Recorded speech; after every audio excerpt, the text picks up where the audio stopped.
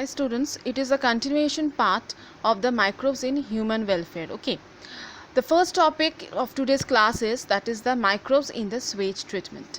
Already you have gone through the notes that I have provided regarding it. So the first thing I will start that the microbes in the sewage treatment. We have seen that the major component of the sewage water is the human excreta. The municipal wastewater is also known as the sewage. The sewage generally contains different the pathogens. What are the pathogens? The pathogens means the disease causing organisms. Okay. Now why the sewage treatment is important?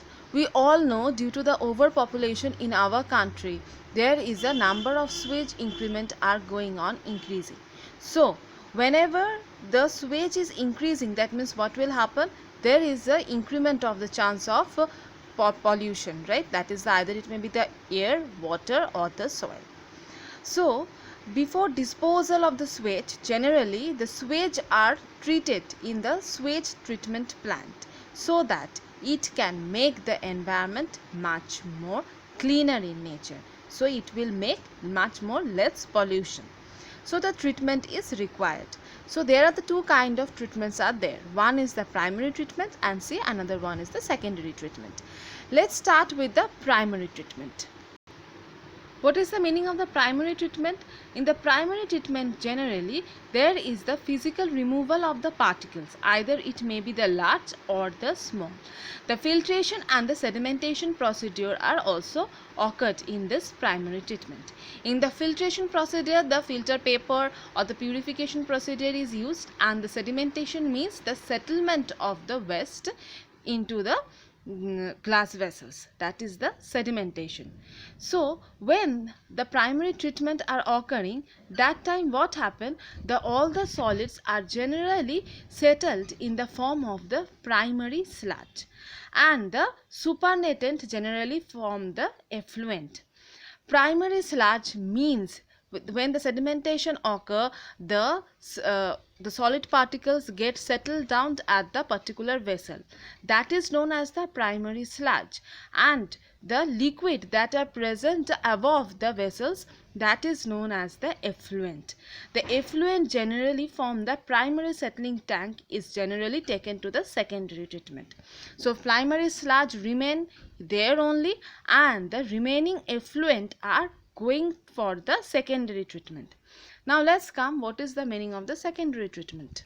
In this secondary treatment, generally large aeration tank are used where the continuously agitated mechanically and air is pumped into it. Why the air is pumped to it? Because there is a presence of the microbes, or the aerobic microbes, that takes up the oxygen and increase their growth, like fungal filaments. And when the fungal filaments are enhanced, it forms the mesh like structure. So these microbes generally consumes the major part of the organic matter in the effluent. This significantly reduced the BOD. BOD means the biochemical oxygen demand. BOD refers to the amount of the oxygen that have to be consumed if all the organic matter in 1 liter of water were oxidized by bacteria. The sewage water is treated till the BOD is reduced. The BOD test measures the rate of uptake of oxygen by the microorganisms in the sample of water, and thus it can be said that the greater the BOD of the wastewater, that means the more is the polluting potential. Now what happened? The sediment is generally the activated sludge that I have already told that we get from the primary treatment. That activated sludge are sometimes generally pumped back into the aeration tank. In the aeration tank is present in the secondary treatment, and when it is pumped back into the aeration tank, that time it serves as an inoculum. Inoculum means the small induction of the microbes into that particular tank. When this inoculum is generally pumped into that tank, that time the anaerobic sludge digester are generally plays a vital role. Here the anaerobic bacteria digest the sludge. And when they are digesting, that time they produce the mixture of gases such as the methane, hydrogen sulfide, carbon dioxide.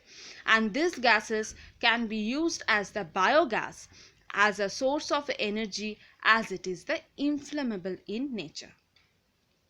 So you have to study the importance of both the aerobic and the anaerobic bacteria in the case of the secondary treatment. Okay.